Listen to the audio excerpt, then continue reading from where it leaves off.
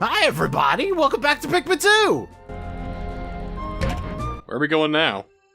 Well, we finished up Awakening Wood, and I figured it's been a while since we've checked the Picklopedia.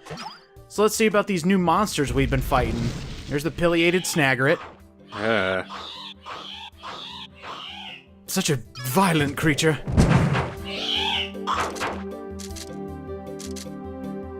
I've heard of flightless birds, but never wingless birds. It's wingless, and then it got like a snake body and one big foot. How the heck did evolution work for that? I don't know, maybe instead of, like, eating the bird eggs, the snake, like, became part of the bird eggs? I don't know. Maybe it started dissolving an egg, and then some of the material in the egg mixed with the gametes of the snake, and it gave birth to some weird Snagret thing. Well, then you gotta think, which species started mating with the Snagret? Was it the bird side or the snake side? Could be asexually reproduced, who knows? That could be the only one. Oh, I just killed an endangered species! Damn it! Oh well, I guess we can never come back to this planet, Louie. We ended up killing some endangered species. We got a size 15 carbon footprint. And the boot keeps getting heavier. This is secretly what the expedition was for. Is like, oh Lamar, I heard your report. There's a lot of dangerous things on there. Snuff them out for me, will ya?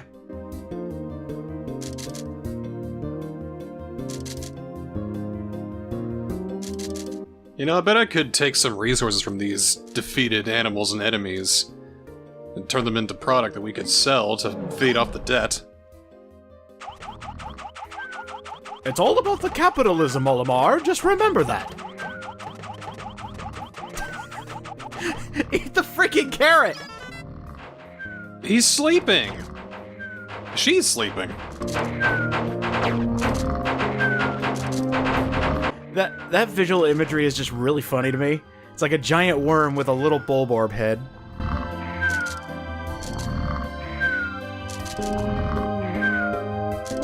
She's probably about ready to give birth. You cut her open, and then 25 Bulblacks just come spewing out of her gut. God, I love that this is an E-rated Nintendo game, and it's framed as like a documentary piece, which means Olimar can be talking about the different sexes of animals. Okay, we just need Olimar to be voiced by David Attenborough.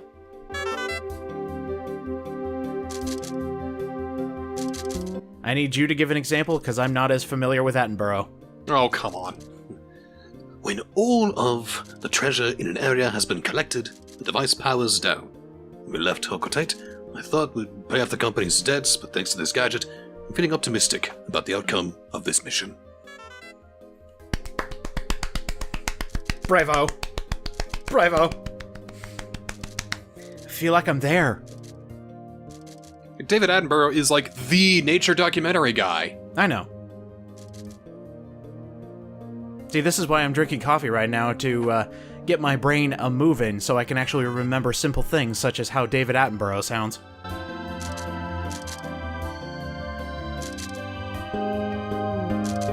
You know, if I had a nature documentary, I would have, like, the narrator be somebody incredibly unlikely. Are we going through every entry here? Come on! No, I'm just looking at the main treasures that we got from bosses, any that might be looking interesting. I actually just posted the episode where I'm asking viewers to, let me know which ones to look at that might be funny or not. So, we'll see what results end up showing up. Alright, we're off to the Perplexing Pool for, like, 3 days straight because we've barely touched this place. The only thing we got here was the yellow Pikmin, and then we just pieced out. We got what we needed from them. Mm-hmm. And now we have all 3 Pikmin in the Perplexing Pool, which means... But all 5. All 5, excuse me. And now we can take it down. Oh god, we need to increase the numbers of these blues. Oh. Alright, boys! Let's rock! It's exclusively blue? For the time being, this place is filled with water. So, I think we need to, change some things. We need to... The place with water, but this is where we found the yellow Pikmin. Yes. Okay. No, it's definitely ass backwards. Don't get me wrong. This whole ecosystem is ass backwards. Get him, boys! Attack! Yes! We've done it! Welcome to the episodes that had multiple retries. I don't think I've ever had runs go, like, so exceedingly well, and then just backfire right at the end, causing a restart. What, did someone sit down wrong, and then 25 Pikmin died? This is a problem only unique to, like, Pikmin games, where you plan out your day. Okay, you get your pad and paper, and you go, okay, where is this, this, this, and this? And we're gonna solve this first. Right. And then, you know, we're gonna get a plan, we're gonna kill this thing, we're gonna kill that thing, we're gonna open up this pathway. And then you forget one small step, and the entire thing goes up in flames. Oh, no. But, like, this guy, this mollusk thing, never fight it from the front because it'll just eat your Pikmin outright. Attack its brain, which is that little tail thing we're attacking. Don't you hate it when your brain comes out of your ass and just kind of hangs on by your brainstem? Is that just a weird way of saying talking out your ass? Because that mollusk could have just been Twitter incarnate. It's more thinking out your ass. Ah, okay. Or thinking with your ass. I talk only in farts.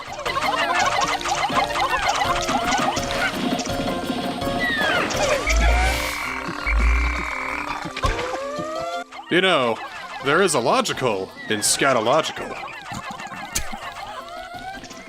How much logical can you get out of scatological? A shit ton. Thank you! Thank you! Throw that softball and see if he hits it, and he did. Out of the park. Out of the park!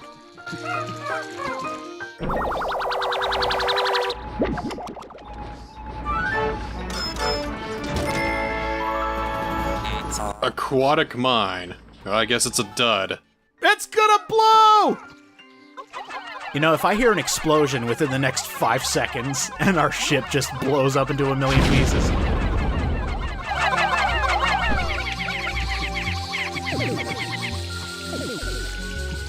You know, what if our ship just stopped working one day?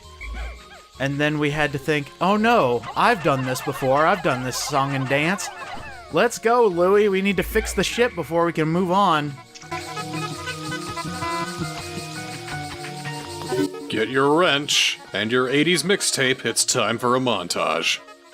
Dun, dun, dun, dun. And they put, like, bandanas on their heads, and, you know, they're, like, put on muscle shirts, and then you see Olimar and Louie just basically, like, fixing cars, but their ship so they can survive and not die. But that takes a long time, so the montage lasts for, like, 45 minutes. Damn it! And then they die. Oh god, this game would annoy the crap out of me. Because of the muscle shirts, or because of, Go through all this this song and dance to get the blue Pikmin over here, only to find a yellow fence. I'm like, I should have brought yellow Pikmin! Oh! And that's a turn off, and I'll play something else. This is why I'm glad they did away with the strict time limit. This way you can get a feel for every area and just think, okay, I need to bring these guys over here. And even if you don't make a lot of progress in your days, you're still advancing.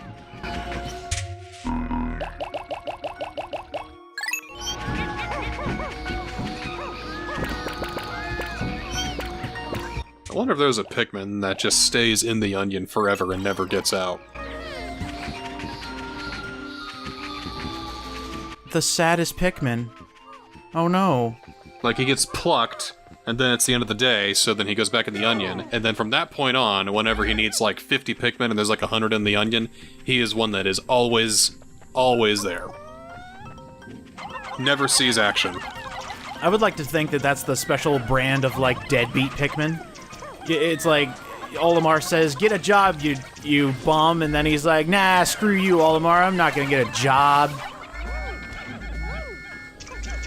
It's a fat Pikmin. He's got, like, acne everywhere.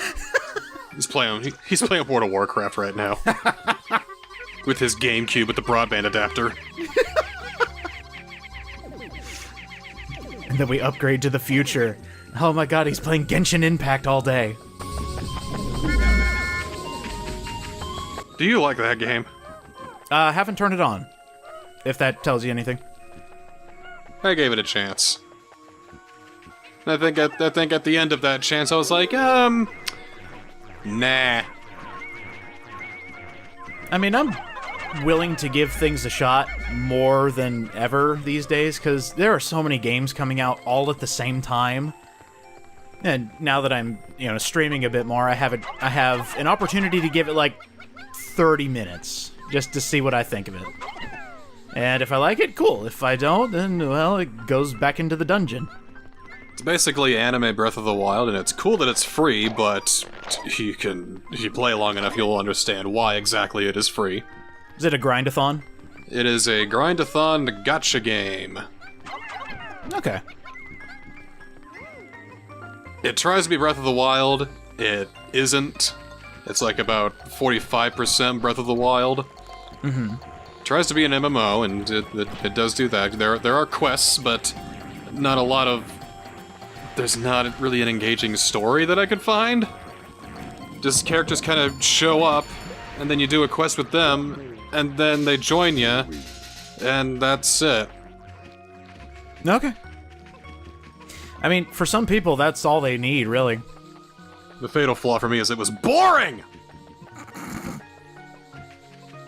No, that you can't fix. It's just not enough to keep me interested. I got bored by about the 5th login.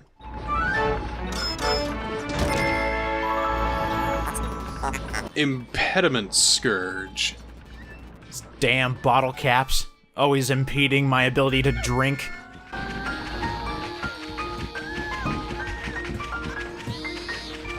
Okay, so growing up life lesson from your pal the Niskel here, for those of you watching.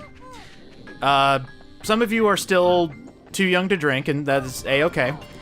When you are able to, and you get into, your bottles of beer or what have you, for the love of God, if it is not a screw cap, don't try to be manly and screw it off with your hand. Grab a bottle opener. Oh, you fool! So, this was back when I first started, and I thought Coronas were screw caps. Those are bottle opener only, friend. So, you happen to try to screw it off, and you wonder why it's not working, and then when you actually get it to work, you look at the state of your hand and go, oh Jesus, I'm bleeding. How deep was the laceration? It's pretty bad. I still have the scar. Ah, great. In fact, after 5 years of being a barman, I've got plenty of calluses all over my right hand specifically. So right hand is, calloused from the many years of serving many drinks to many patrons, and the left hand is like baby lotion smooth. This is why I started using moisturizer. Go, go, go, go. They should call you Sandpaper and Silk.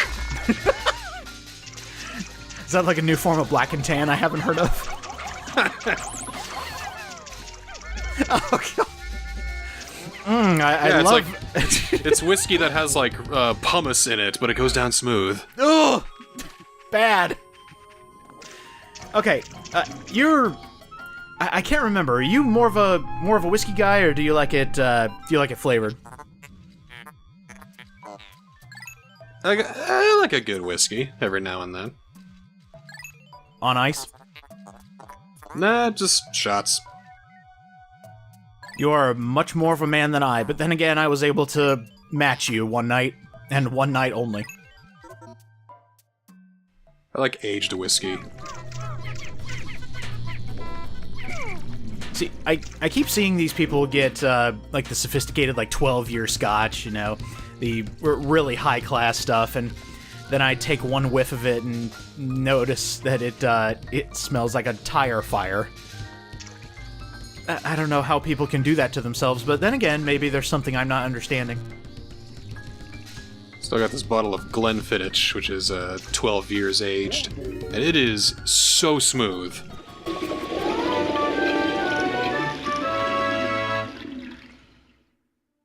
Does it burn? A little bit if you don't drink it right. Okay. Ew. 4 elements in the shower room. We'll come back to that later. Oh, fun. I don't really drink that much these days. Me neither.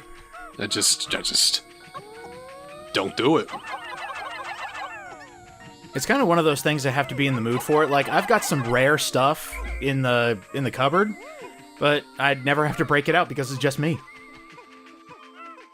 I have this bottle of sake. It's called Sayuri. It's like got rice particles in there, so it's if you shake it up, it has this, you know, pearlescent, creamy look, and Ooh. I have not opened it because it is a thing of beauty. Oh, man. You should get a second one so we can have a special occasion. And just so you can keep one in mint condition. Yes. Yes. That just reminds me, I've started collecting variants of Crown Royal. And I've managed to get some of the rare ones. You know. There's rare Crown Royals? At least for our state. There are some that only come by once in a blue moon, and I've managed to snag a couple. You got your peach, which is delicious, and hard to come by, although it's been getting more in stock as the months have gone by. And then there's the salted caramel. Salted caramel blended whiskey? It is so good, dude. I don't know. Whether by itself or over ice is just fabulous. That just... I'm trying to get a basis for those two flavors, but whiskey and salted... No, I can't do it. I shall have you try it whenever we meet. Yeah, I don't even care if you don't like it. It's just something you have to experience at least once.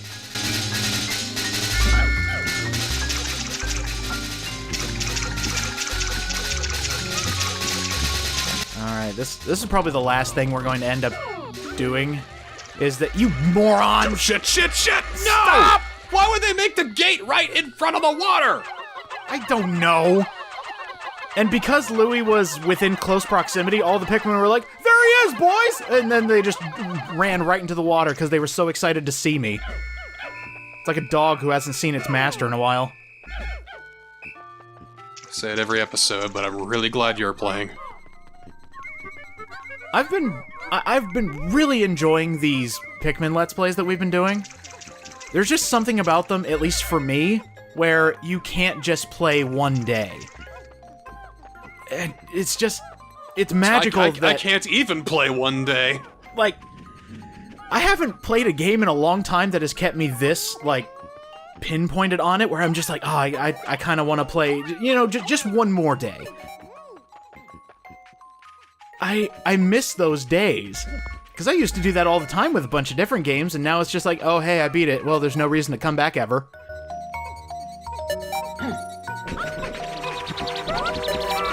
A good game sits with you, though. It sticks with you after all the months and years you played it since. Ah, just missed it. Well, that's okay. Thankfully, any pieces that are out in the wild like that, they stay where you left them. Unless they were ingested by a creature, and then that creature just eats it again. Ah. They float! Look at them fly! If we could make some contraption that would fend off those creatures, we wouldn't need to take off every day. I don't know, some well-placed bear traps, maybe a state-of-the-art security system with a railgun, retinal scans. I think the computer might try to sell the bear traps at the end of the day. Oliver, great news! I've come in contact with this place called Skynet, and they've got a few androids they want to send our way. Well, this Skynet seems like a nice place. I wonder if we should make contact with it. Louis, what do you think? Oh my god. Louis becomes John Connor. Of course he will. Oh no! So, there's a blooper I have here. This is why this was a scrapped recording. I did the exact same thing. I opened up the gate, made sure I had all my Pikmin. There we go, we got them all. And then my whistle did not reach those blues that were there. So I was taking a look, I was like, okay, we got everybody. Yeah, we totally got everybody. Uh-huh. There is no way that my whistle just didn't reach Pikmin that were directly to my right. No way. And then I hear the squishing of Pikmin. That one's on fire! Oh my god, how many did I just lose? There's no way. And this is the first Pikmin game to actually show a representation of how many you left behind. In the first game, it showed just one of every color you left behind, and then it would give you the detailed results.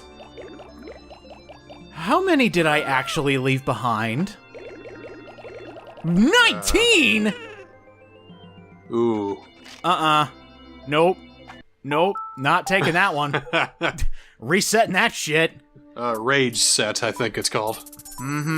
Alright, we've unlocked one more dungeon, and I think that's what we're gonna do in the next episode. We're gonna take a look and see if we can unlock the other dungeons, and then we'll start spelunking again. Joy. They're not getting any easier, I'll tell you that. Love the dungeons, my favorite part. I know, it's the best. They're so varied and so fair and so fun. Indeed, they are so...